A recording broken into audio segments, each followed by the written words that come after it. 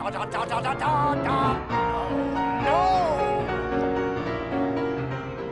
God, you sick fuck, let me out of there!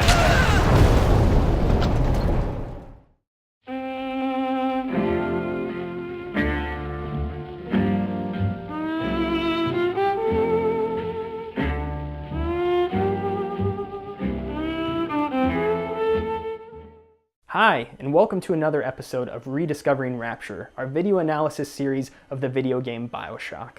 Today, we'll be examining something that usually goes unnoticed in both video games, television, and film. Yes, I'm talking about sound design. Both music and sound effects play an incredibly important role within BioShock and help further build out the game's world while also adding some horror elements to the game that one might not initially expect. BioShock is primarily a shooter, but it doesn't come without a few scares. The opening moments of the game quickly establish that Rapture has essentially become hell underwater. While the art and set pieces within BioShock do an amazing job of making you a little bit timid as you progress through the city, what really sells it is the score.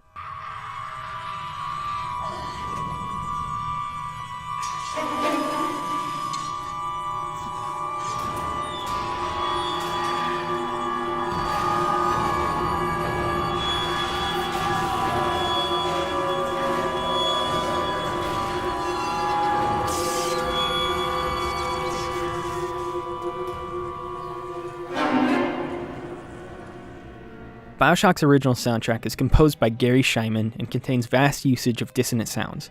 This mainly takes the form of stringed instruments, like violins, that are sometimes played rapidly and other times are merely banged upon suddenly to build tension. In my opinion, the score's greatest strength is that it perfectly matches the tone that BioShock is trying to put forward. The use of stringed instruments doubles as both horrific and beautiful. Scheinman knows how to perfectly create tracks that elicit emotional responses from the player throughout the entirety of the experience. To coincide with this music, BioShock utilizes footsteps, whispers, and yells by other characters to further enhance the haunting environment you find yourself within. Most of the citizens of Rapture have lost their minds at this point, and their delve into insanity is front and center. Why is it today and not then when you were warm and sweet? Hearing the constant murmuring of crazy people or scurried footsteps rushing behind you or above you adds to the paranoia of the experience. BioShock is meant to make the player feel like they are trapped.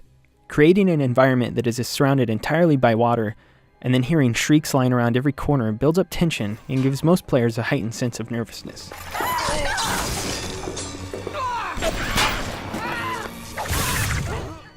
BioShock's original score does an incredible job of making Rapture feel just that much more eerie. The licensed music, which is used in various ways throughout the game, help the world feel a little bit more realistic by adding in songs that we already know from the real world.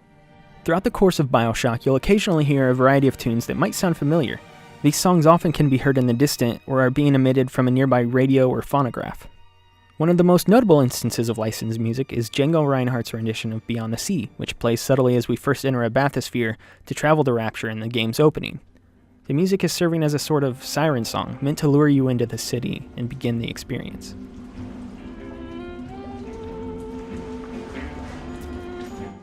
Other famous songs that you might passively hear in BioShock include If I Didn't Care by the Ink Spots,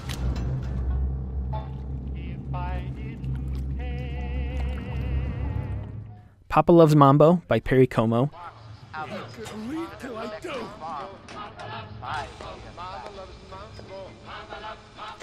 and the great Billie Holiday with God Bless the Child.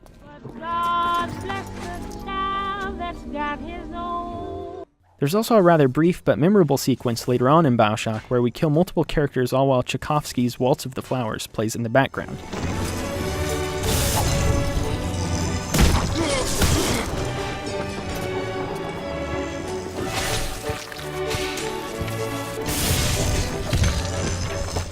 Also worth pointing out is Bobby Darin's version of Beyond the Sea, which was used in marketing and commercials for BioShock near the release of the game. Somewhere beyond the sea, somewhere waiting for me. On the surface, it might just seem like these tracks are only included because they're great songs, but there's a larger purpose at work.